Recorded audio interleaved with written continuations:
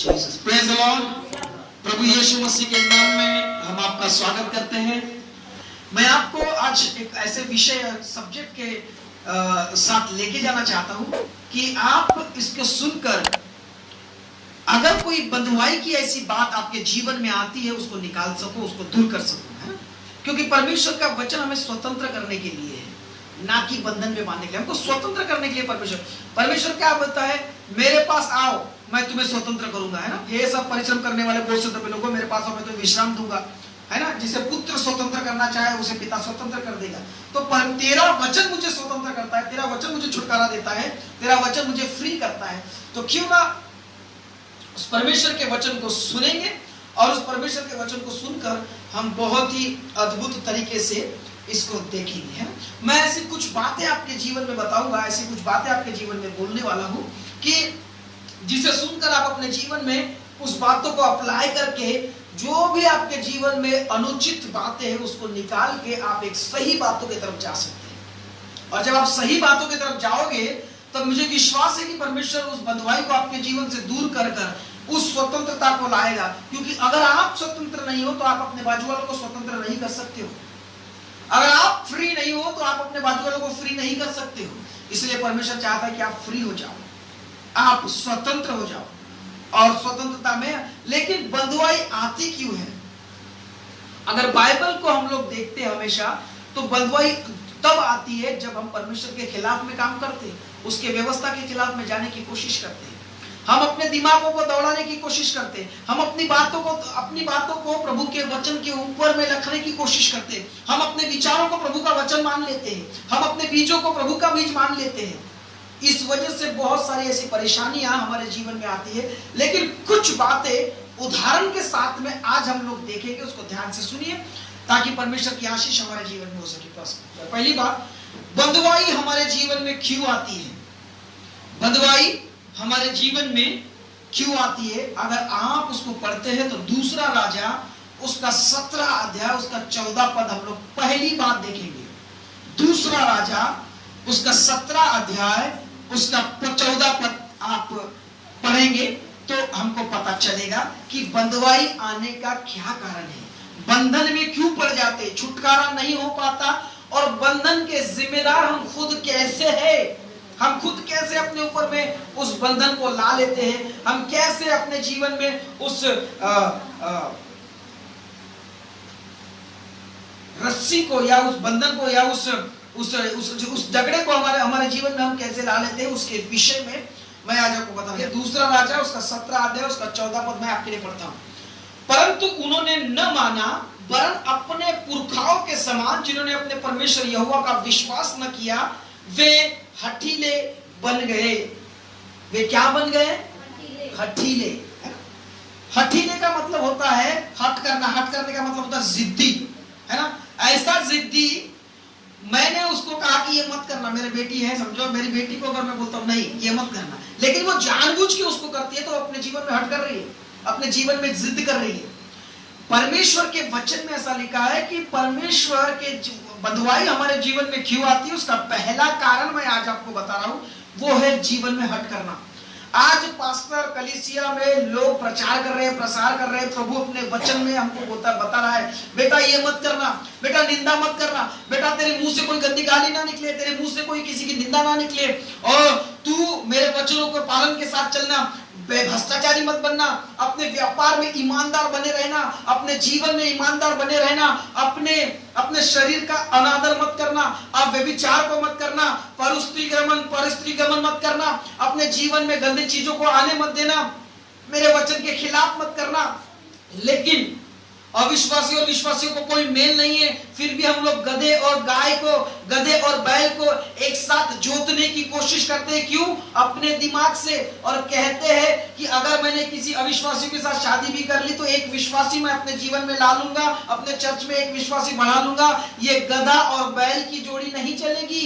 ये होता है हट और ये होता है जिद्दीपन। तेरा वचन अपने जगह पे रख परमेश्वर, मैं जो बोलता हूं वो सही है और वैसा ही करूंगा। हालेलुया। जब आप अपने जीवन में हट करते हैं, और हट का परिणाम मालूम क्या होता है? हमेशा नुकसान होता है हट से।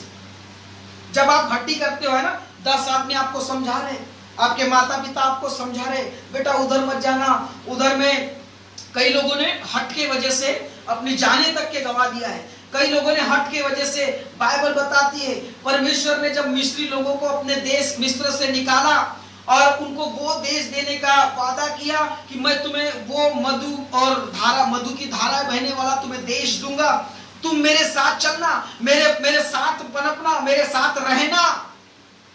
तो बाइबल बताती है कुछ दिन तक अच्छा चलते रहे और उसके बाद में वो विचार में फंस गए। कुछ दिन फिर पश्चाताप किए, लोग मारे गए, उस पाप की वजह से लोग मरी के द्वारा मारे गए, सांपों के द्वारा मारे गए, ऐसी बहुत सारी विपत्तियों के द्वारा मारे गए। क्यों? एक चीज की वजह से, हट करना। और आपको एक बात बताता हूं, हट करना एक अच्छे सुझाव को, एक अच्छी बातों को, परमेश्वर के वचन को हमारे आंखों से दूर कर देता है, हमारे दिमागों से दूर कर देता है। जब आप हट करते हो, जिद करते हो, तब आप ये भूल जाते हो कि सामने वाला व्यक्ति इतना अच्छा मुझे बता रहा है, सामने वाला व्यक्ति मेरी भलाई बातें कर रहा है, आप उसको भूल जाते हो। हट का परिणाम ये होता है कि आप अपने अहम में चल पाते हो, फिर आप उस सामने वाले की जो बहुत अच्छी बात है, आपकी भलाई की बात है, वो आप सोच और समझ नहीं सकते। सोच और समझ की इच्छा जो है, सोच और समझ का विचार जो है, जिद और हट खत्म कर देता है। मैंने अपने लाइफ में बहुत बार देखा कि जब आप जिद और हट करते हो तो नुकसान हमारा बहुत होता है, बहुत नुकसान होता है। याद रखिए, कई बार कई राजाओं ने, अगर आप लोग राजाओं की किताब उठाकर पढ़ते हो तो कई राजाओं ने अपने जीवन में हट किया। परमेश्वर उनको बहुत बार चिता रहा, सारी बातें बता रहा, लेकिन एक भी बात वो लोग माने नहीं, अपने जिद और अपने अहम की वजह से, अपने घमंड में चलने की वजह से। कई बार मालूम है हट हम इसलिए करते क्योंकि हम अपने घमंड में रहते हैं। अरे तुझे क्या मालूम है, तू क्या बता रहा, तेरे से ज्यादा मैं समझता हूं, मैं जानता हूं। ये जो है वो हठीपन है, ये जो है वो घमंड हट को लाता है। याद रखिए, अगर ऐसा आपके जीवन में है तो आप कभी भी बंधुआई से स्वतंत्र नहीं हो सकते।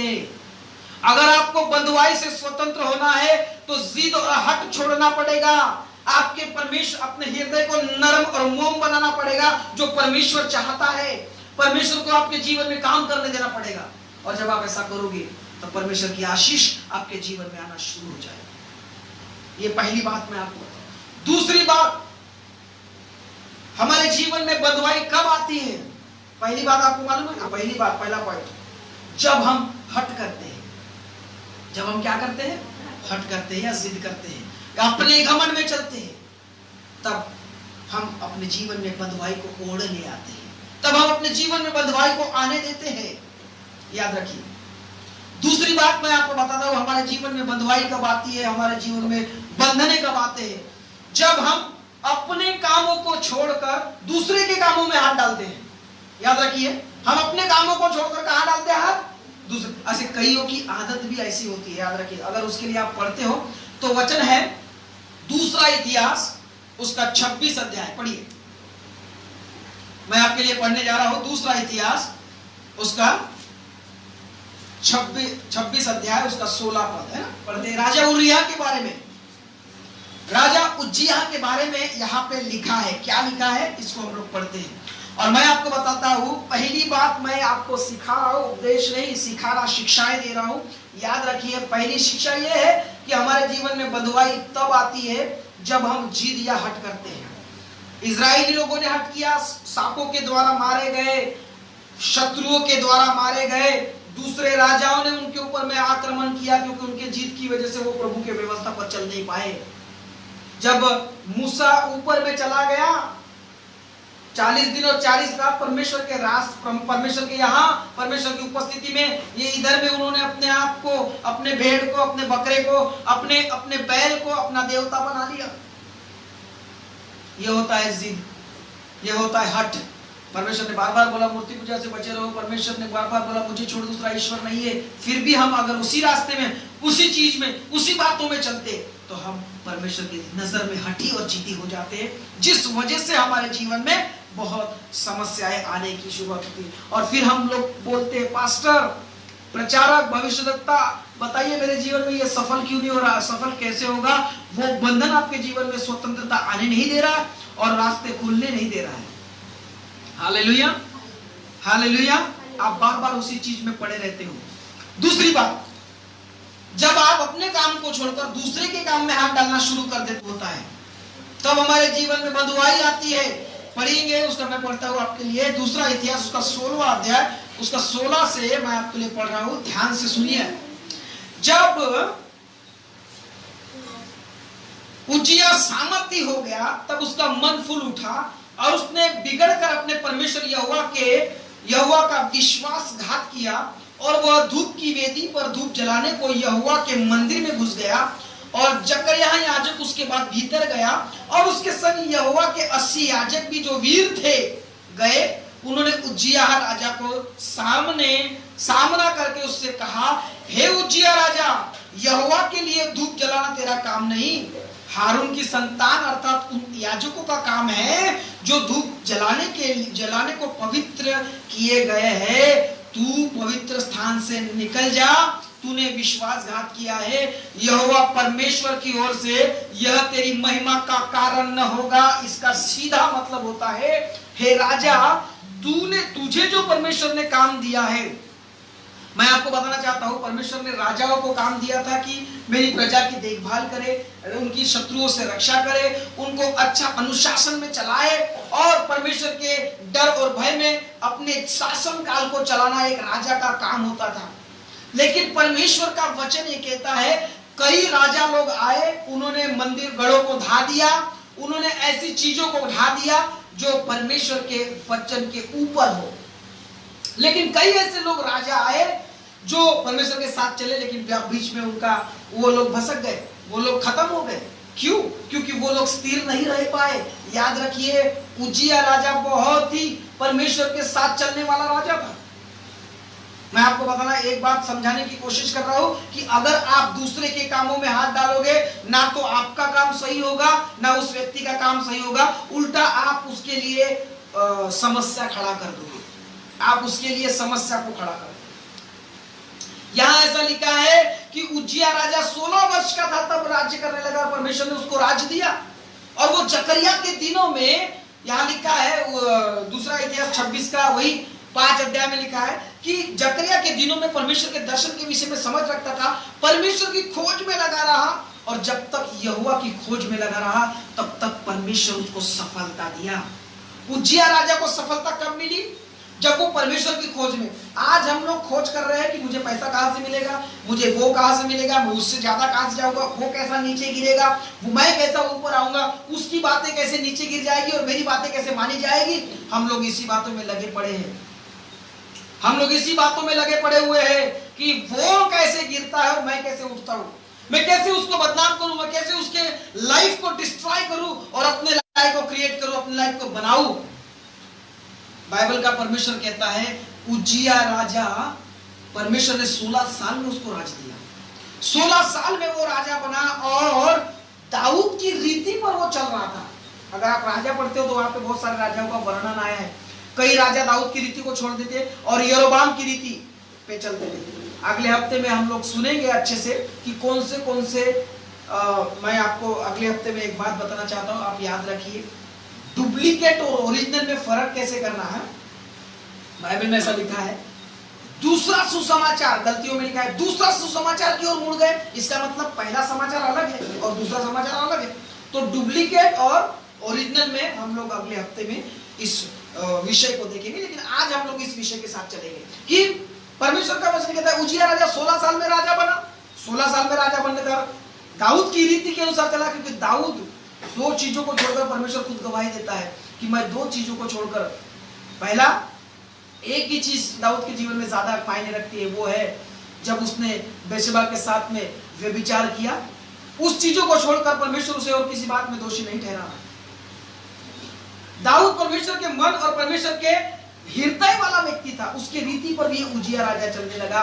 जैसा परमेश्वर को प्रसन्न करना है, जैसा परमेश्वर के साथ चलना है, किस प्रकार से, किस उपाय से परमेश्वर खुश होगा, वो करने की कोशिश किया। और परमेश्वर का वचन कहता है 5 वचन में, 26 के 5 वचन में क्या लिखा है, वो बोलता है कि जकरिया के दिनों में वो परमेश्वर की खोज में लगा रहा, और जब तक यहोवा की खोज में लगा रहा, परमेश्वर उसको सफल करता रहा। तो सफलता की कुंजी भी हमें यहां मिलती है।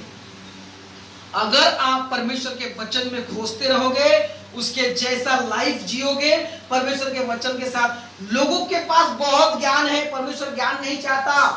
लोगों के पास बहुत उपदेश है, बहुत ज्ञान है, परमेश्वर उसको नहीं चाहता। परमेश्वर चाहता है आपने जो पढ़ा है, आपने जो समझा है, और परमेश्वर ने जो आपके जीवन में प्रकट किया है, उसके अनुसार अपने जीवन को जिए।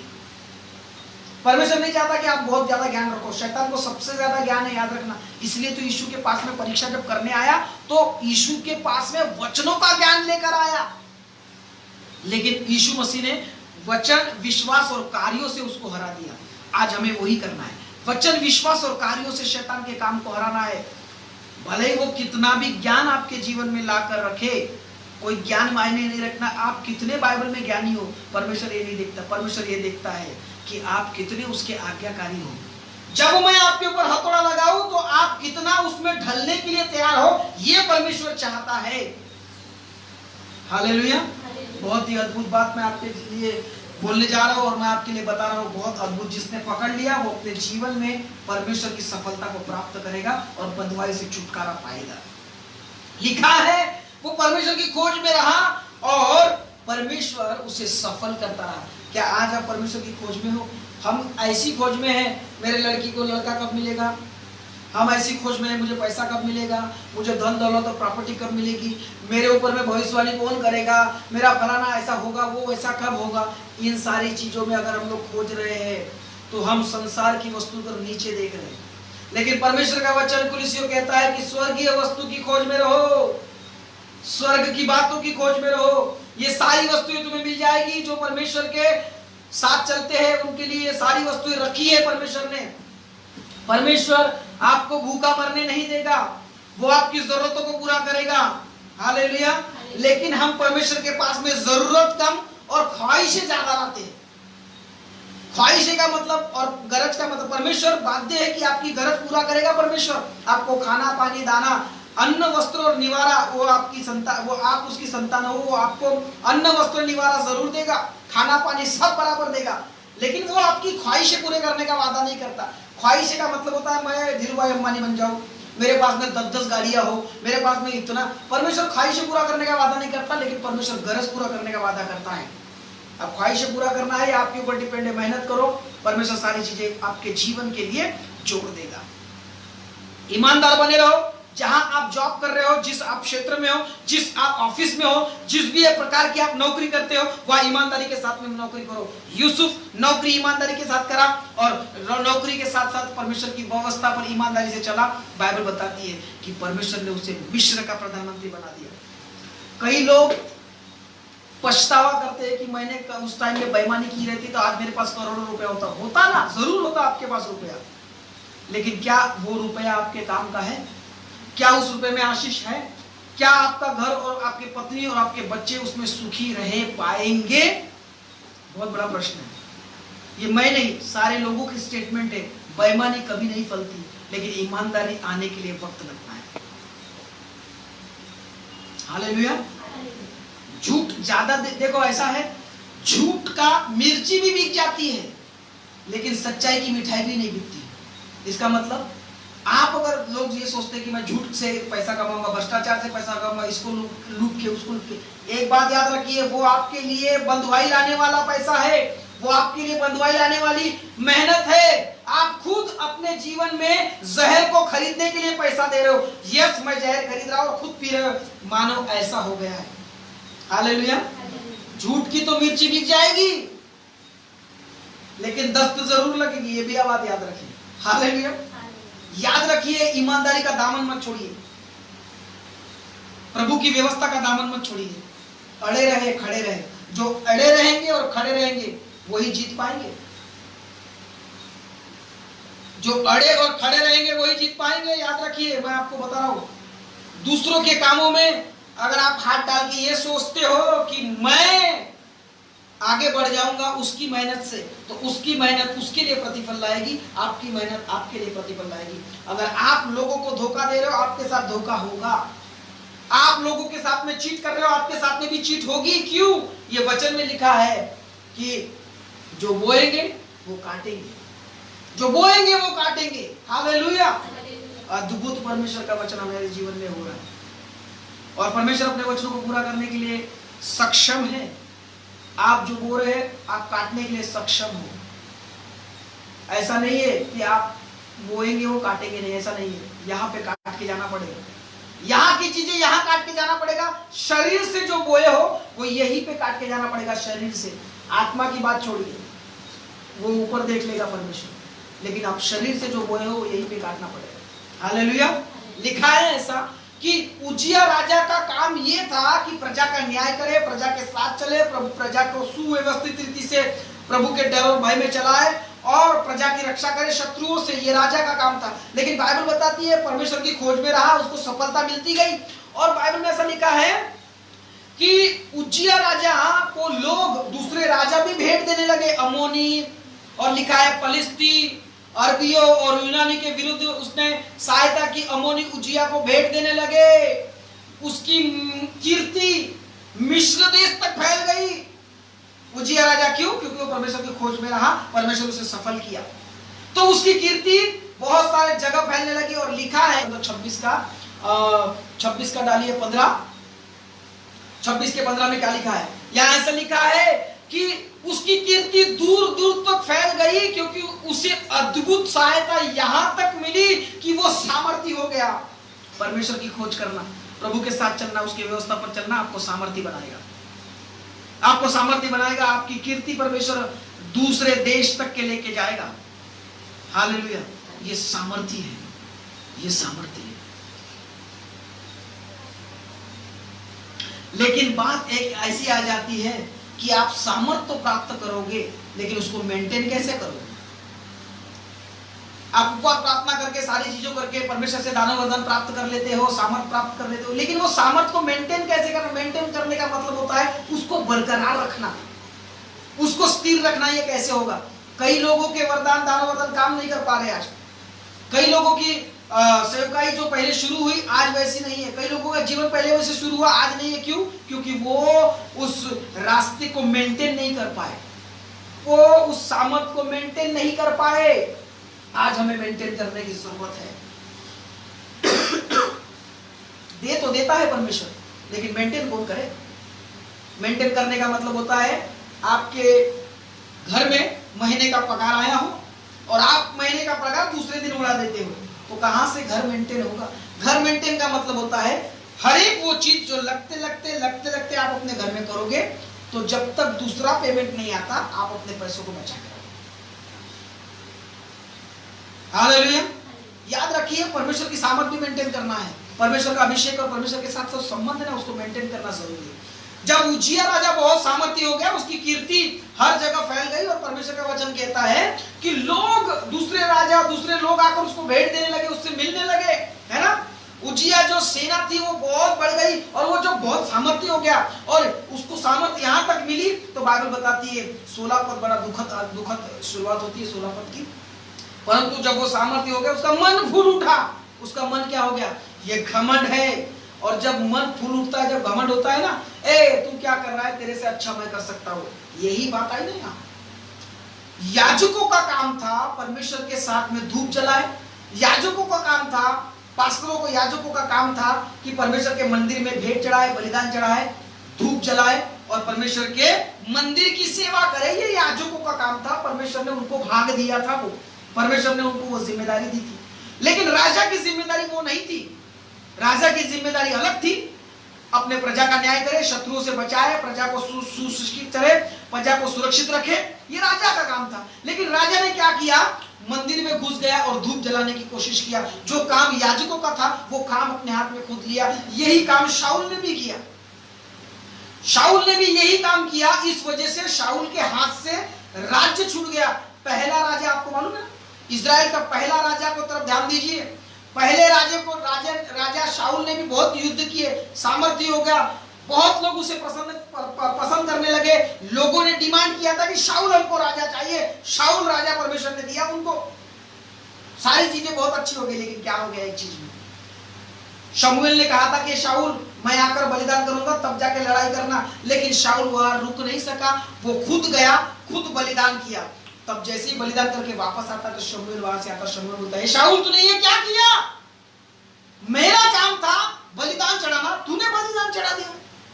तेरा काम तो युद्ध करना है, तेरा हाथ तो लहू से भरा हुआ है, तेरा काम परमेश्वर ने दिया है तलवार उठाने के लिए, युद्ध करने के लिए, रक्षा करने के लिए, प्रजा को चलाने के लिए, व्यवस्था को चलाने के लिए तेरा काम दिया गया है। लेकिन तूने ये क्या किया? तूने परमेश्वर के मंदिर में जाकर भेंट और बलिदान चढ़ाया। ये तेरा काम नहीं है, ये मेरा काम था। इसीलिए तेरा राज्य परमेश्वर स्थिर कर देता था अगर तू रुक जाता था। लेकिन अब ऐसा हो गया है कि तूने ये गलत काम करने की वजह से, तूने दूसरे के कामों में इंटरफेयर करने की वजह से तेरा राज्य तेरे से छीन लिया जाएगा। और उस दिन से परमेश्वर ने शाऊल का राज्य छीनकर दाऊद को दे दिया। शाऊल का राज्य छीनकर दाऊद को दे दिया। क्यों ऐसा हुआ? ये इसलिए हुआ मेरे प्रियो, जो काम आपको परमेश्वर ने दिया है ना, आप उसमें बने रहो। आज कई लोग चर्च को चलाना चाहते, पास्टर को चलाना चाहते अपने नियम और अपने कायदे से। मत करिए ऐसा बात।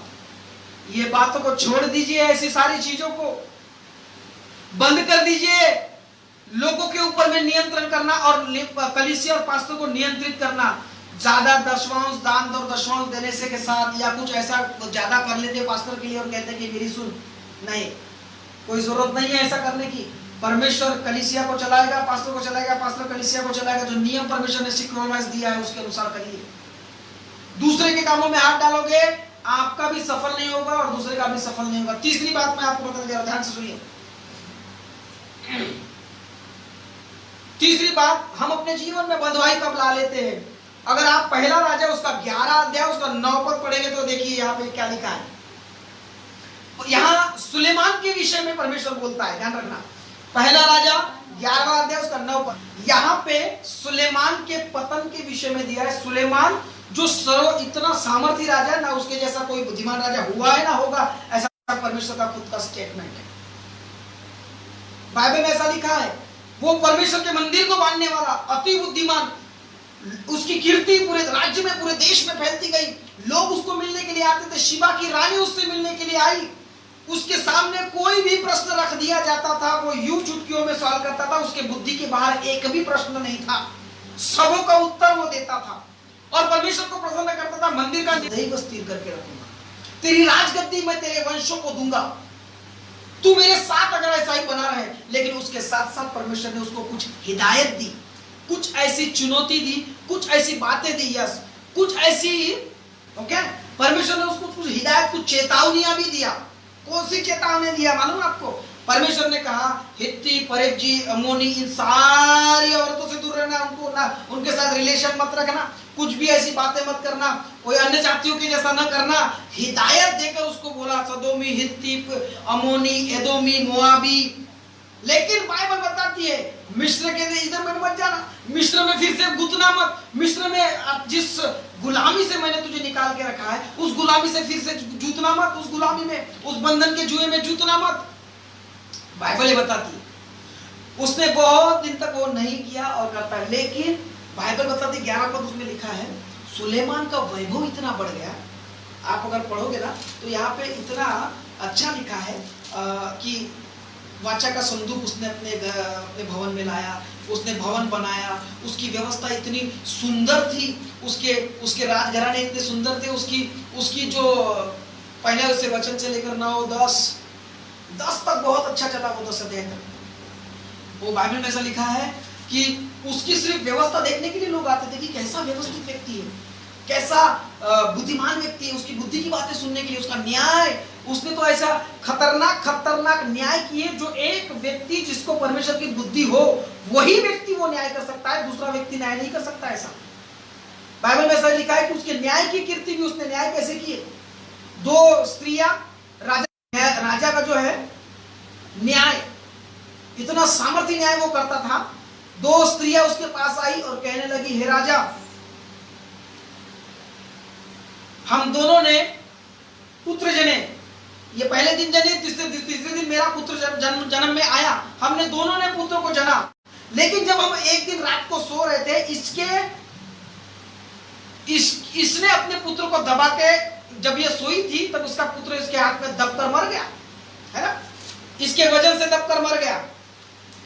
हालेलुया। वो कहां लिखा है, मैं आपको उसका न्याय, अद्भुत न्याय में आपको दो वेश्याएं राजा के पास आई, पहला राजा उसका 3 अध्याय में लिखा है, उस स्त्री ने कहने लगी, प्रभु मैं और यह स्त्री दोनों एक ही घर में रहती है, एक ही घर में एक ही घर में रहते हुए मेरा एक बच्चा हुआ और मेरा जच्चा के 3 दिन के बाद इसको फिर बच्चा हुआ। हमारे दोनों के सिवा उस घर में कोई नहीं था। रात में इसका बालक इसके नीचे दबकर मर गया और आधी रात में इसने क्या किया, इसका जो मरा हुआ बालक है वो मेरे पास में रख दिया और मेरा मरा हुआ बालक मेरा जिंदा बालक उसने अपने पास में रख दिया। जब मैं सवेरे उठकर देखती हूँ राजा, तो मेरा बालक मरा पड़ा हुआ है, पर मेरा बालक तो जिंदा था मेरे पास। लेकिन मैंने गौर से देखा कि मेरा बालक कैसा है, ये मेरा बालक है कि नहीं है। तब बाइबल बताती है उसने देखा कि ये मेरा पुत्र नहीं है, ये मेरा पुत्र नहीं है। तब मैंने उसके पुत्र को देखा जो जिंदा है उसके पास, तो मैंने कहा कि ये मरा हुआ तेरा और जिंदा मेरा है। तो ये बोलने लगी, नहीं, मरा हुआ तेरा है और जिंदा मेरा है, तो ये दोनों हम आपके सामने न्याय लेकर आए हैं राजा, अब तू मेरा न्याय कर। पहली ने बोला जीवित पुत्र मेरा है और दूसरी वाली के पास मृत पुत्र है, लेकिन दूसरी वाली बोलती है, नहीं राजा, जीवित पुत्र मेरा है और मरा हुआ ये पहली वाली का है। तब राजा बोलता है, एक काम करो, एक तलवार लाओ और एक तलवार लाकर उस बच्चे को बीच से काट दो, आधा पहली वाली को दो, आधा दूसरी वाली को दो। तब जिसका जो रियल में बच्चा था, पहली वाली का जो रियल में बच्चा था, उसने क्या बोला, हे राजा, पहली वाली ने क्या बोला, हे राजा, मेरे बच्चों के काट मत, भले ही पूरा का पूरा बच्चा उसको दे दे, भले ही तू पूरा का पूरा बच्चा उसके पास रहने दे।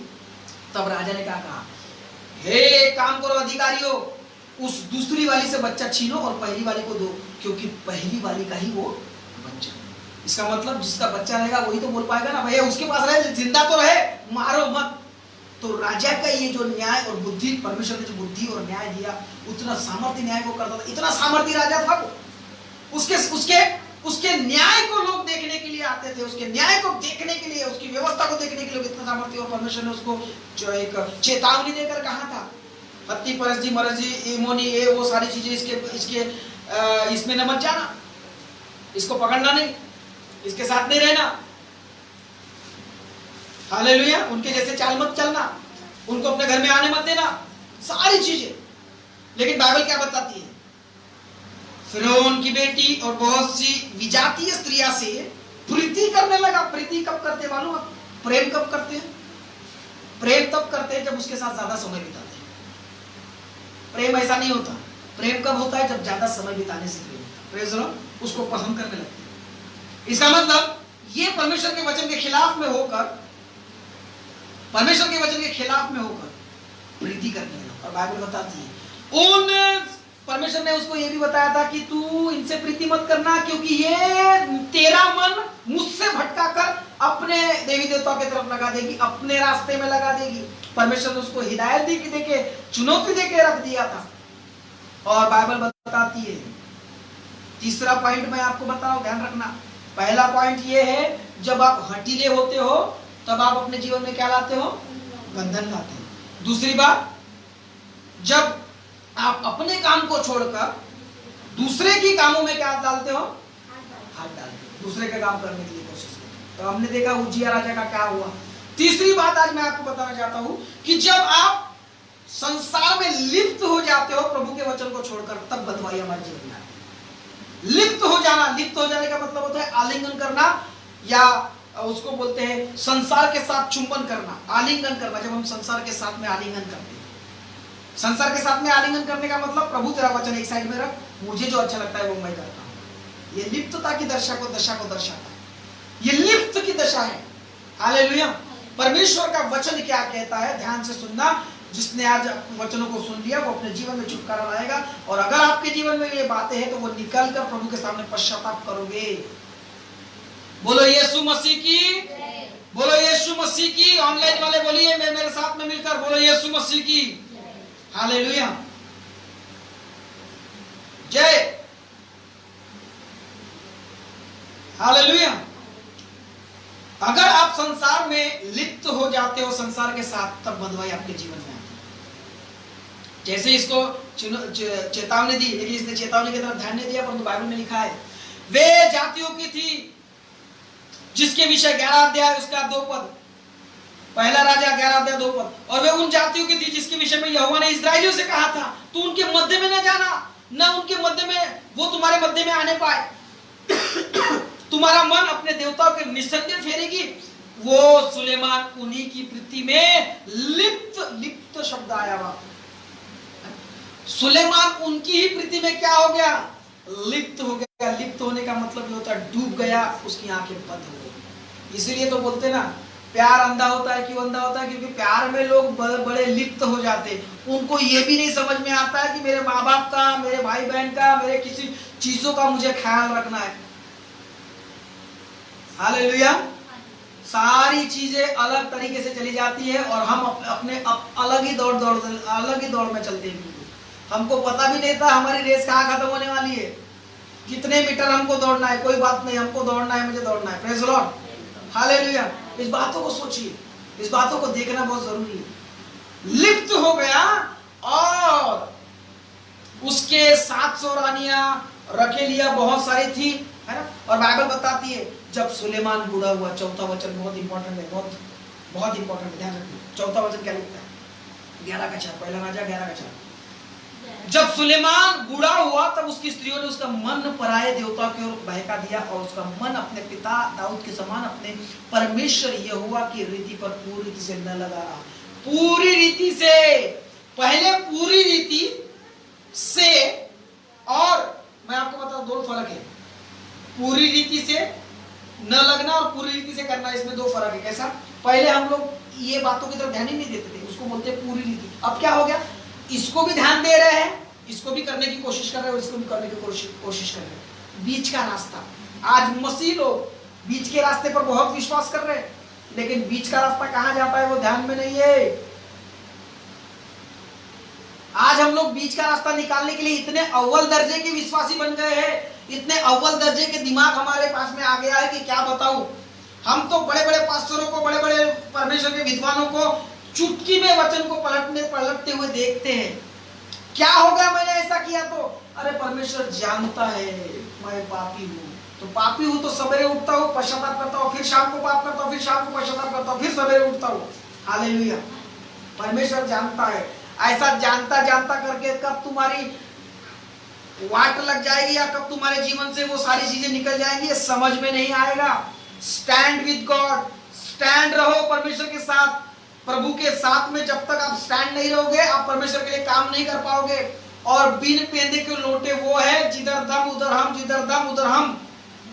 अगर ऐसा सारी चीजें हैं तो आप कभी भी यीशु मसीह के साथ नहीं रहे। अरे मेरे समाज ने, अरे मेरे लोगों ने, अरे मेरे बाप ने, मेरी माँ ने विरोध किया, मैं यीशु को छोड़ रहा हूँ। अरे उनको देखिए, साधु सुंदर सिंह की गवाही देखिए, सोने से तोला गया वो व्यक्ति, लेकिन फिर भी उसने अपने परमेश्वर में इतना लिप्त था, उसने अपनी बातों को नहीं माना। उसने कहा सच्चाई को तो मैं नहीं छोड़ूंगा, बहुत मुश्किल से मुझे सच्चाई मिली है, मैं उसको नहीं छोड़ूंगा। हालेलुया। और आज हमारा लाइफ ऐसा हो गया है, सच्चाई क्या है बोले, ये सच्चाई तो मेरे टोकने में रहती है, मेरे फ्रिज में रहती है, जब चाहे तब खोल के खा लूं और जब चाहे तब रख दूं। हालेलुया। अगर इस बात के समान आपका जीवन है तो आप कभी भी परमेश्वर के लिए आशीष का कारण नहीं बन सकते। बंधुआई आपके जीवन में आएगी। बाइबल बताती है वो पूरे मन से नहीं चला, अर्थात इसके तरफ आधा, इसके तरफ ध्यान देने के आधा इसके तरफ, आप कुछ नहीं कर पाओगे। आधा अधूरा ज्ञान सबसे घातक होता है। आधा अधूरा ज्ञान सबसे घातक होता है। इसलिए एक तो ज्ञान ना रहे तो वो अच्छा है, या फिर ज्ञान रहे तो उसको एटलीस्ट रेसिंग लाइफ खत्म होने तक के अच्छा ज्ञान होना चाहिए। पता तो रहे कि मैं कहां जा रहा हूं, लेकिन आधा ज्ञान लेने से ना तो आप स्टार्टिंग कर पाएंगे ना एंडिंग कर पाएंगे, बीच में लटक जाओगे। बीच वाला क्या होता है, बहुत घातक होता है। हालेलुया। बड़ा अद्भुत सामर्थ्य परमेश्वर का वचन है। उसने उन गढ़ों को ढाने के बजाय अपने देवी देवताओं के गढ़ों को बनाने की कोशिश किया, अपने रानियों के मंदिरों को बनाने की कोशिश किया। दाऊद के समान पूरी रीति पर नहीं चला, मिलकोल और अमोली के घृणित देवताओं के पीछे चलने लगा। जो यहोवा की दृष्टि में बुरा है वो करने लगा। तभी भी परमेश्वर ने उसको नहीं छोड़ा, याद रखिए, तभी भी परमेश्वर ने उसको नहीं छोड़ा। परमेश्वर ने फिर भी इतना दयालु है। मैं जब कल पूरा अध्ययन कर रहा था तो मुझे इतना मुझे मेरे जीवन में परमेश्वर के मेरे जीवन में आंसू आ रहे थे। क्यों? क्योंकि मैं देखा, अहाब के जीवन को पढ़ रहा था तो अहाब इतना दुष्ट राजा, जो इतिहास में नहीं बना होगा उतना दुष्ट राजा, लेकिन जब अहाब परमेश्वर के लोगों को मारता रहा, प्रभु के खिलाफ करता रहा, सारी चीजें उसने किया अपने जीवन में, आप पढ़िएगा उसका 15 के बाद में, अध्याय 15 के बाद में। लेकिन जब बाइबल बताती है अहाब ने अपने आप को नम्र किया, तो परमेश्वर ने उस पर दया भी करना शुरू किया। ये है हमारा परमेश्वर दयालु, विलंब से कोप करने वाला बोलते हैं ना, ये है। उसने परमेश्वर ने दया भी करना शुरू किया। हालेलुया। जब आप परमेश्वर के नम्र और दीनता के साथ आते हैं ना, आपका परमेश्वर फिसल जाता है। एक बात मैं आपको अपनी लड़की से भी समझाने की कोशिश करता हूँ। जब मेरी लड़की को मैं डांटू या कुछ करूं, या फिर उसको कुछ लेना रहा, चॉकलेट लेना रहा, कुछ भी लेना रहा, तो ऐसे मक्खन को लगाती है। और हमें पता है, मुझे मालूम है, मुझे ठगा नहीं सकती, बाप को सिखा नहीं सकती। मुझे पता है कि वो मक्खन मुझे लगा रही है, लेकिन फिर भी हमें न चाहते हुए जाकर उसको देना पड़ा। क्यों? उसके पीछे कारण क्या है? एक बाप का हृदय। बाप को मालूम है कि बच्चा क्या कर रहा है, क्या नहीं कर रहा है, मुझे मक्खन लगा रहा है, चापलूसी क्या नहीं कर रहा है, वो सारे बात मालूम। लेकिन जब उसका भाव देखिए, जब वो एकदम प्योर हृदय से बोलता है तो बड़ा अच्छा लगता है। एक बाप का हृदय उससे पिघलता है, एक माँ का हृदय उससे पिघल जाता है। क्या आपको पता नहीं आपके बच्चे आपको ठगा रहे हैं? क्या आपको पता नहीं आपके बच्चे आपको मक्खन लगा रहे हैं? सब पता है, सारी बातें पता है ना। कभी कभी तो ऐसा हो जाता है कि मैं एक बार गाड़ी चलाते चलाते मेरी बच्ची ने भी दोनों हैंडल पकड़ लिए, गाड़ी चला रही, वो भी गाड़ी चला रही, और घर में आकर क्या बोलती है, मम्मी मम्मी मैंने गाड़ी चला के लाया, है ना। तो बड़े खुश, मम्मी भी मालूम है, मम्मी को भी मालूम है कि इसके पिताजी के दोनों हाथ गाड़ी के हैंडल पे थे, ये तो मात्र हाथ टिका के थी, है ना? तो इसका मतलब, लेकिन वो क्या बोल रहे हैं कि मैंने चलाया। तो हम इस बात को समझ जाते हैं कि परमेश्वर कितना दयालु है। एक सांसारिक बाप का हृदय जब इतना अपने बच्चों के लिए प्योर रहता है, अपने बच्चों के लिए पिघल जाता है, तो वो हमारा स्वर्गीय पिता है, वो कितना ना पिघलेगा। हाँ, ओके, हम लोग आते हैं और अपने सब्जेक्ट में। यहाँ ऐसा लिखा है कि परमेश्वर दयालु है। और कैसा दयालु है? देखिए 10 पद में लिखा है, 9 पद पढ़िए, क्या लिखा है 9 पद में, पहला राजा 11 अध्याय उसका 9 पद। तब यहोवा ने सुलेमान पर क्रोध किया, क्योंकि उसका मन इस्राएल के परमेश्वर यहोवा से फिर गया था, जिसने 2 बार उसको दर्शन दिया। परमेश्वर ने उसको दर्शन फिर भी दिया कि 2 बार और दर्शन दिया, अरे बेटा फिर जा, उस मार्ग को छोड़ दे। लेकिन सुलेमान की आंखें तो लिप्त थी, सुलेमान तो लिप्त हो गया था, इस वजह से वो उस बातों को छोड़ नहीं पाया और समझ नहीं पाया। याद रखिए, जब आप अपने जीवन में परमेश्वर के खिलाफ करते हो ना, तो परमेश्वर की बातें आपको समझ में नहीं आती।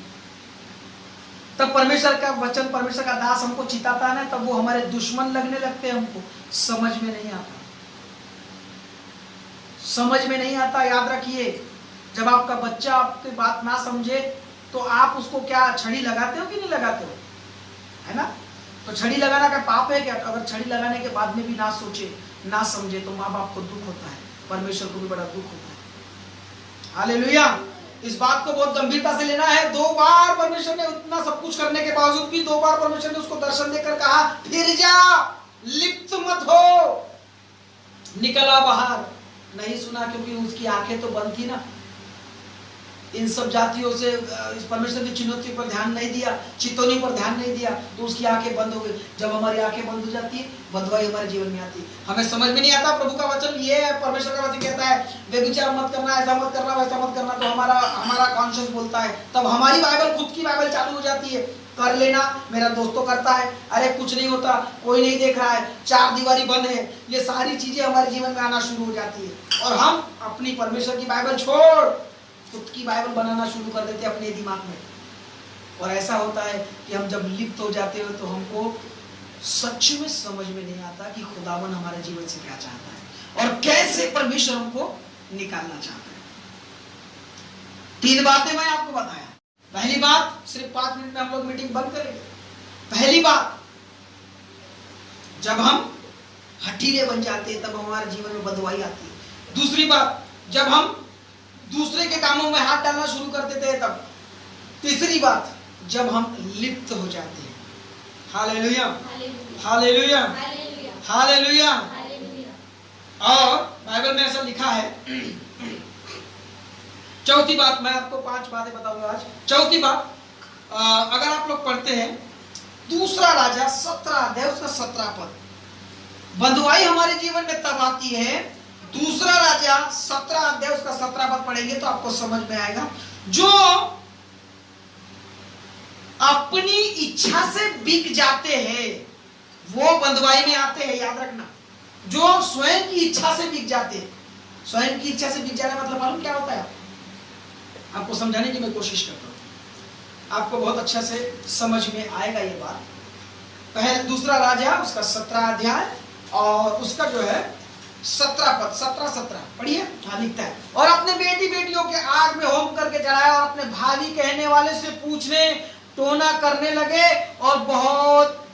और जो यहोवा की दृष्टि में बुरा था, जिससे वो क्रोधित होता, उसके करने में अपनी इच्छा से बिक गए। हालेलुया। अपनी इच्छा से बिक जाने का मतलब क्या होता है मालूम? स्वयं करना, सहमति से करना, मैं राजी हूं ये बात करने के लिए। जबरदस्ती करने का मतलब होता है सामने वाली पार्टी तैयार नहीं है और हम उसके ऊपर में दबाव डाल रहे हैं, बराबर? उसको बोलते हैं जबरदस्ती छीन लेना। जबरदस्ती प्लाट हड़प लेने का मतलब होता है वो प्लाट बेचने को तैयार नहीं है, लेकिन मैं जबरदस्ती कर रहा हूं, उसके ऊपर दबाव डाल रहा हूं, उसको ये प्रेशर कर रहा हूं, ये होता है जबरदस्ती। लेकिन स्वयं की इच्छा का मतलब होता है तू भी सहमत है और मैं भी सहमत हूं, आइए हम लोग दोनों सहमत है इस बात को करने के लिए। बंधुआई उनके जीवन में आती है जो स्वयं की इच्छा से बिक जाते हैं। क्या आज आप और मैं स्वयं की इच्छा से बिक गए हैं? स्वयं की इच्छा से बिकने का मतलब होता है बहुत सारी परिस्थिति हमारे सामने आती है, अब वो परिस्थिति को जन्म देना है, उस परिस्थिति से जाना है या उस परिस्थिति को ठुकराना है, ये हमारे ऊपर में है। यूसुफ ने स्वयं की इच्छा से पवित्रता का चुनाव किया। बाइबल बताती है पोतीफर की पत्नी जब थी, जो यूसुफ के साथ गलत काम करना चाहती थी, सोना चाहती थी, और जब यूसुफ अपने कमरे में था और जब वो कमरे में गया तो उसके पीछे चुपके से गई, उसके वस्त्र पकड़ लिया, उसके वस्त्र को पकड़ लिया ताकि उसके साथ गलत काम करे। उस जगह पर यूसुफ अपनी इच्छा पूरी कर सकता था, दूसरी बात, या नहीं कर सकता था, ये उसके ऊपर में था। बाइबल क्या बताती है? यूसुफ का चुनाव क्या था? यूसुफ का चुनाव स्वयं की इच्छा से बिकना नहीं था, स्वयं की इच्छा से वहां से भागना था। याद रखिए, मैं बार बार आपको एक मैसेज में मेरे एक बात जरूर बोलता हूं, चाहो तो आप पाप को जन्म दे सकते हो या चाहो तो आप पाप का गर्भपात कर सकते हो, ये आपके ऊपर है। या तो आप पाप कर सकते हो या आप उस जगह से भाग सकते हो। पास्टर मैं क्या करूं, मुझे ये स्थिति परिस्थिति से भागो। दूसरी बात, जब हम अपनी स्वयं की इच्छा से बिक जाते हैं, अगर आप स्वयं की इच्छा से परमेश्वर के रास्तों को छोड़कर जाना चाहते हो, जब इस्राएली ने चुना तो स्वयं की इच्छा चुना, स्वयं की इच्छा से चुना कि मैं इस बात में करूं कि नहीं करूं, क्या करना है क्या नहीं करना है, स्वयं की इच्छा चुना। अगर आप स्वयं की इच्छा से चुनते हो पाप करना या नहीं करना, जैसे यूसुफ के जीवन में हमने देखा पाप करना है या नहीं करना है, उसने स्वयं की इच्छा से चुना। क्या आज आप और मैं, चाहे दफ्तर में हो, घर में हो, द्वार में हो, कहीं भी क्यों ना है, स्वयं की इच्छा से अगर आप लोग चुनाव कर रहे हो तो उसका प्रतिफल आपको स्वयं मिलेगा। अब्राहम ने स्वयं की इच्छा से चुना कि मैं अपने देश को छोड़कर उस देश में जाऊंगा जो परमेश्वर मुझे देना चाहता है। यूसुफ ने स्वयं का चुनाव किया कि मैं परमेश्वर की उस प्रतिज्ञा पूरा करने के लिए तैयार रहूंगा। लूत ने स्वयं की इच्छा से चुना कि मैं सदोम और अमोरा के स्थान में जाऊंगा, परमेश्वर ने नहीं चुनने को बोला, लूत ने स्वयं चुना। याद रखिए, क्या आज आप और मेरा चुनाव स्वयं का है कि नहीं, इस बात को सोचना देखना बहुत जरूरी है। Hallelujah, hallelujah. और दूसरी बात मैं आपको बताना चाहता हूं, दूसरा अध्याय उसका 17 अध्याय में और एक बार पढ़ेंगे हम लोग, उसका 13 पद पढ़ेंगे। पहली बात, जो लोग अपने आप को हठीले बनाते हैं वो बंधुआई में जाते हैं। दूसरी बात, जो अपने कामों को छोड़कर दूसरे कामों में हाथ डालते वो जाते हैं। तीसरी बात, जो संसार में क्या हो जाते हैं, लिप्त हो जाते हैं, जैसे राजा सुलेमान हुआ। चौथी बात, जो लोग अपनी इच्छा से प्रभु के अपनी इच्छा से बिक जाते हैं, या अपनी इच्छा से प्रभु का वचन का तिरस्कार कर देते हैं। नहीं, मुझे प्रभु का वचन नहीं करना, मुझे अपनी इच्छा पूरी करना है, तो वो अपनी इच्छा से बिक जाते हैं। लूत अपनी इच्छा से बिक गया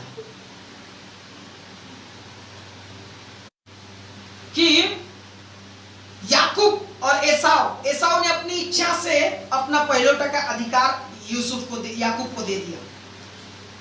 उसको जब वो लड़ाई करने गया, शिकार करने गया, उसको बहुत बड़ी भूख लगी। भूख लगने के बाद उसने देखा कि यूसुफ जो है, याकूब जो है, कुछ पका रहा था, तो उसने कहा मुझे वो खाने को दे। तो याकूब ने कहा पहलोटे का अधिकार मुझे भेज दे। तो उसने कहा मैं तो मर रहा हूँ, पहलोटे का अधिकार लेकर क्या करूं? ठीक है, बोले पहलोटे का अधिकार तेरे को देता हूँ और तू मुझे अपने खाने को दे देना। बाइबल बताती है उसी दिन से परमेश्वर की आशीष एसाव से हट गई और याकूब पर आकर ठहर गई, क्योंकि एसाव ने अपनी इच्छा से उस बात का तिरस्कार किया, परमेश्वर के वचन का तिरस्कार किया। अगर आज आप अपनी इच्छा से अविश्वासी या कोई भी चीज अगर करते हो, पाप करते हो, समझौता करते हो, वो आपकी इच्छा है, परमेश्वर आपकी इच्छा के अनुसार आपको काम करेगा। पांचवी बात, पहला राज दूसरा राजा उसका 17 अध्याय उसका 13 पद पढ़िए, क्या लिखा है वहां? यहूदों भी परमेश्वर ने, वहां पे दिखने का नीचे करिए, उसको ऊपर करिए ना तो नीचे करिए, हाँ, क्योंकि सफेद पर आ रहा है पूरा, ठीक है। दूसरा राजा 17 अध्याय उसका 13 पद मैं आपके लिए पढ़ रहा हूं, ध्यान से सुनना। तो भी यहोवा ने सब भविष्यद्वक्ता और सब दर्शियों के द्वारा इस्राएल के यहूदा को यह कहकर चिताया, अपनी बुरी चाल छोड़, उन सारी व्यवस्था के अनुसार जो मैंने तुम्हारे पुरखाओं को दी, अपने द्वारा भविष्यद्वक्ताओं के हाथ तुम्हारे पास पहुंचाई है, मेरी आज्ञा और विधियों को माना करो। हालेलुया। लिखा है यहाँ पे, बंधुआई में वो लोग आते हैं जो परमेश्वर की चितौनियों पर ध्यान नहीं देते। अगर आप अपने जीवन में परमेश्वर की चितौनियों पर ध्यान नहीं दे रहे हो तो आप अपने जीवन में बंधुआई ला रहे हो। इसके लिए जिम्मेदार मैं नहीं, इसके लिए जिम्मेदार परमेश्वर नहीं, इसके लिए जिम्मेदार आप खुद हो, क्योंकि परमेश्वर ने आपको जो बोला है आप वो नहीं कर पा रहे। इसलिए परमेश्वर का वचन क्या कहता है, इसको बहुत ध्यान से सुनने की बहुत जरूरत है, बहुत ही जरूरत है। और जब आप ऐसा करते हो तब परमेश्वर की थोड़ा सा सामने देखते जाइए, तब आप अपने जीवन के लिए बहुत ही अद्भुत काम को देखोगे। आज मैं यहाँ पे इस विषय को बंद करना चाहूंगा, लेकिन आपको बहुत अच्छे से ध्यान रहे। पहली बात मैं आपको समझा रहा हूं कि बंधुआई आपके जीवन में कब आएगी, कब आती है। ध्यान से सुनना। पहली बात, बंधुआई तब आती है जब आप हठीले होते हो। दूसरी बात, बंधुआई तब आती है जब आप दूसरे के काम में अपना हाथ डालते हो। तीसरी बात, बंधुआई हमारे जीवन में तब आती है जब हम संसार में लिप्त हो जाते हैं। चौथी बात, बंधुआई हमारे जीवन में तब आती है जब हम स्वयं की इच्छा से क्या हो जाते हैं, बिक जाते। और पांचवी बात, हमारे जीवन में बंधुआई तब आती है जब परमेश्वर के चिताए जाने पर भी हम लोग चीतते नहीं, हम लोग जागृत नहीं होते। परमेश्वर के वचन में लिखा है, मैंने तेरे को जो है भविष्यद्वक्ताओं के द्वारा जागरूक किया, मैंने तेरे को इसके द्वारा जागरूक किया, मैंने तेरे को अपने दासों को भेज कर जागरूक किया। आज आपके जीवन में भी ऐसा है मेरे भाइयों, मेरे बहनों, मेरे जवानों। परमेश्वर अपने लोगों को अपने दासों के द्वारा, कलीसिया के संदेशों के द्वारा, वचनों के द्वारा आपको बार बार कह रहा है, निकल आओ, बाहर आओ, छोड़ दो। अगर आप नहीं सुन रहे हो तो आप अपने जीवन में बंधुआई लाओगे और बाद में पूछोगे, पास्टर मेरे साथ ऐसा क्यों हो रहा है। यह आपका ही परिणाम है। परमेश्वर आपको चिता रहा है। मैं कई बार बोलता हूँ, हे जवानों, अपने चाल चलन को सुधारो। हे जवानों, अपने चाल को पवित्र रखो परमेश्वर के लिए। हे माता पिताओं, अपने बच्चों के लिए अच्छा उदाहरण बनो। हे माता पिताओं, प्रभु का भय मानो, प्रभु के साथ चलो। अगर आप ऐसा नहीं कर रहे हैं, अगर चेतावनी की तरफ ध्यान नहीं दे रहे हैं, इजरायली लोगों ने परमेश्वर की चेतावनी की तरफ बहुत बार ध्यान नहीं दिया, राजाओं ने परमेश्वर की चेतावनी की तरफ ध्यान नहीं दिया। परमेश्वर ने राजाओं को बोला तुम इस युद्ध नहीं करना, लेकिन लोगों के सुनकर, झूठे भविष्यद्वक्ताओं की सुनकर, अपनी इच्छा और अपने घमंड में आकर उन्होंने वो काम करना शुरू किए जो परमेश्वर ने नहीं बोला, और उनकी पराजय हुई। और वो लोग नस्त नाबूद होते चले गए। हालेलुया। इसलिए आज आपको जब चेतावनी मिल रही है तो अपने चेतावनी की तरफ ध्यान दीजिए विश्वासियों। परमेश्वर आपको चिता रहा है, उस चेतावनी की तरफ अपने ध्यान को देना लगाना जरूरी है। और पांचवी बात, छठवीं बात बताया मैंने, कितना हो गया? 5 हो गए। छठवीं बात, 2 बातें और शॉर्टकट में बताकर हम लोग इस 5 मिनट के अंदर अपने सभा को बंद करेंगे। छठवीं बात है, अगर आप पढ़ते हो दूसरा राजा उसका 10वां अध्याय उसका 27 पद, दूसरा राजा 10वां अध्याय उसका 27 पद, जल्दी से जल्दी हम लोग, मैं आपके लिए पढ़ने जा रहा हूं। और बाइबल लिखा है, परमेश्वर ने यहू के विषय भविष्यवाणी किया था कि यहू राजा मेरे लिए काम करेगा और मेरे साथ चलेगा। और परमेश्वर ने उस परमेश्वर के दास के द्वारा ये कहलवा भेजा था, है ना।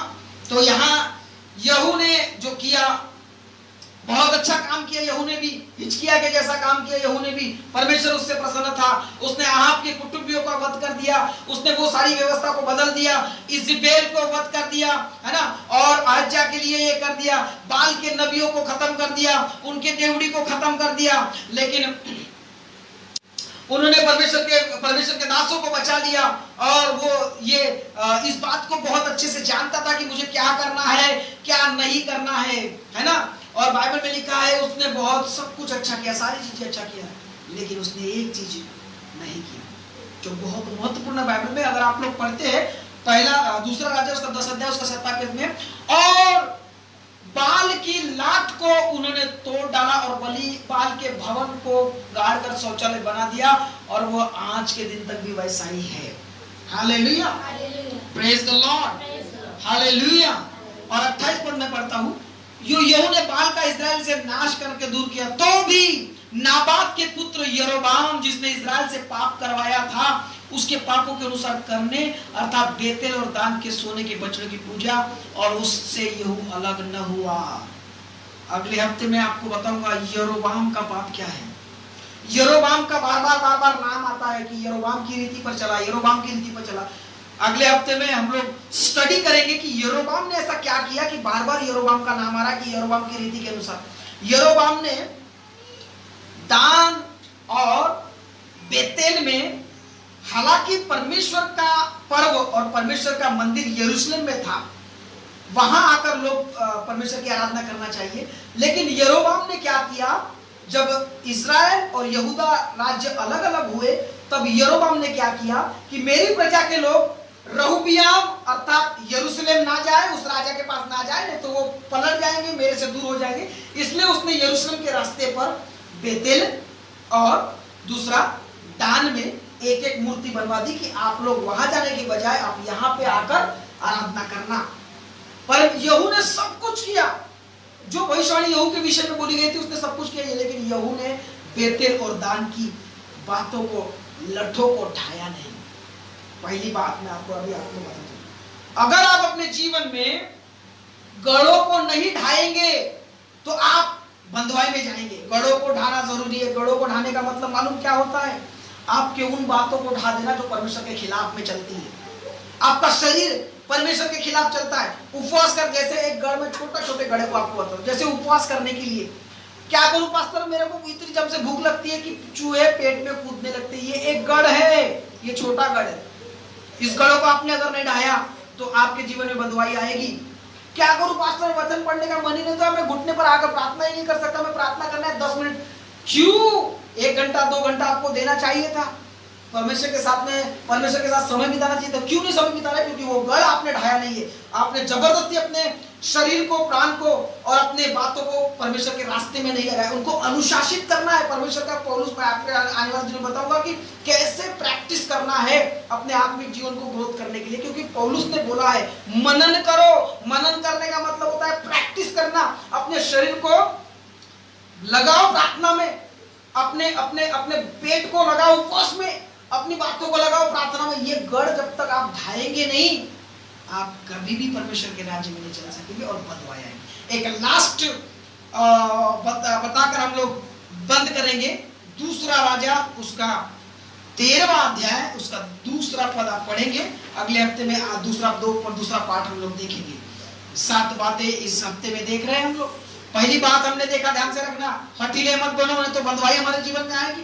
दूसरी बात, दूसरे के काम में हाथ डालोगे तो बंधुआई हमारे जीवन में आएगी। तीसरी बात, हम लिप्त हो जाएंगे संसार में तो बंधुआई हमारे जीवन में आएगी। चौथी बात, स्वयं की इच्छा से हम बिक जाएंगे तो बंधुआई हमारे जीवन में आएगी। पांचवी बात, जब हम परमेश्वर की चितौनियों को ध्यान नहीं देते, उसकी बातों पर, उसके वचनों पर ध्यान नहीं देते, तो परमेश्वर की बंधुआई हमारे जीवन में आएगी। और छठवीं बात हमने अभी देखा, क्या देखा हमने, कि जो जब हम लुप्त हो जाते हैं, जब हम चितौनियों को ध्यान नहीं देते हैं, जब हम स्वयं की इच्छा से बिक जाते हैं। और सातवीं बात हम लोग अभी आप पढ़ेंगे, पढ़िए, लिखा है वहां पे, जब हम गढ़ को नहीं ढाते। जब हम क्या नहीं ढाते, अर्थात अपनी बातों को नियंत्रण में नहीं लाते, गढ़ों को नहीं ढाते, अपने मन मर्जी चलती। और सातवीं बात मैं आपको बताकर बंद करना चाहूंगा, यहाँ पे लिखा है, पढ़िए, दूसरा राजा 13 अध्याय उसका 2 पद, और दूसरा राजा 13 अध्याय उसका 2 पद, और उसने वह किया जो यहोवा के दृष्टि में बुरा था। अर्थात नाबात के पुत्र यरोबाम ने, जिसने इस्राएल में पाप करवाया था, अपने पाप के अनुसार करता रहा और उसको न छोड़ा। दूसरी बात, जो यहोवा की दृष्टि में बुरा है, यहोवा की दृष्टि में जो बुरा है वो हम करते हैं। सातवीं बात, तो हम अपने जीवन में बंधुआई लाते हैं। आज ये देखना है, ये मैं काम कर रहा हूं क्या परमेश्वर के वचन के साथ है या परमेश्वर के वचन के खिलाफ है।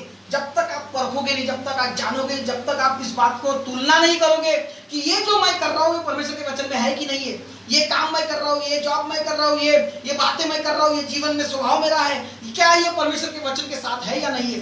अगर आप परमेश्वर की दृष्टि में जो ठीक है वो करेंगे, परमेश्वर सफलता आपके जीवन में लाएगा। लेकिन कई राजाओं के राज्य इसलिए बर्बाद हुए क्योंकि उन्होंने परमेश्वर की दृष्टि में जो बुरा है वो करना शुरू किया। और बाइबल में लिखा है, कई राजा इसलिए पनपे, कई राजा इसलिए आशीषित हुए क्योंकि उन्होंने वो किया जो परमेश्वर के नजर में ठीक था। आज आपको सोचना है विश्वासियों, क्या मैं वो कर रहा हूं जो परमेश्वर की नजर में ठीक है, कि आप वो कर रहे हैं जो मेरी मन मर्जी है। मुझे परमेश्वर के वचन से कोई लेना देना नहीं है, मुझे पास्टर कलीसिया से कोई लेना देना नहीं है, मैं कलीसिया आऊंगा, अपने नियम के, अपनी व्यवस्था से चलूंगा।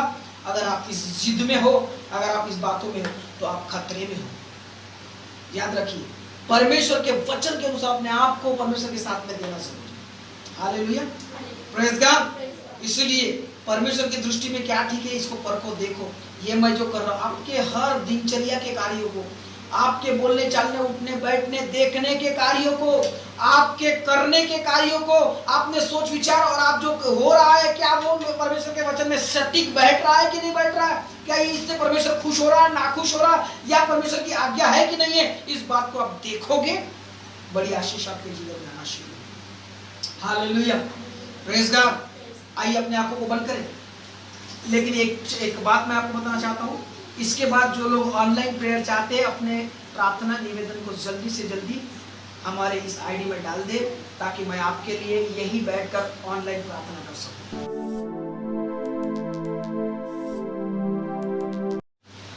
Thank you Jesus. पवित्र आत्मा, यीशु मसीह के नाम से आपके चरणों में आता हूं, प्रार्थना करता हूं प्रभु, जितने लोग हमें ऑनलाइन देख रहे हैं, जो नहीं देख पा रहे, जो सुनने वाले और जो सुनने जा रहे हैं, यीशु मसीह के नाम से इन्हें आशीषित कर। जितने लोग बैठे सबको तो आशीष देना, इनके कुप्पी का डब्बे का आटा कभी मत खत्म होने दे। हम अपने देश के लिए प्रार्थना करते हैं, हमारा देश यीशु के नाम से इस वायरस से छुटकारा पाए, और यीशु के नाम से प्रभु आपसे प्रार्थना करता हूं, सामर्थ तेरा अभिषेक हमारे देश पर, हमारे अधिकारियों पर, हमारे लोगों पर होने दे प्रभु। पूरे विश्व के आप बचाइए, पूरे विश्व को इस मंदी से बचाइए, पूरे विश्व को इस घातक बीमारी से बचाइए प्रभु। अनुग्रह का हाथ रख, और हमें तेरी प्रार्थना संगति में जितने भी हमारे चर्च के लोग हैं, जितने भी हमारे लोग हैं प्रभु, सबको तो आशीष अनुग्रह का हाथ रख। ग्रामीण क्षेत्र में, शहरी क्षेत्र में जितने लोग हैं, अपनी महिमा और अपने आशीष का हाथ रख। सारा आदर महिमा तुझे देते यीशु के नाम से इस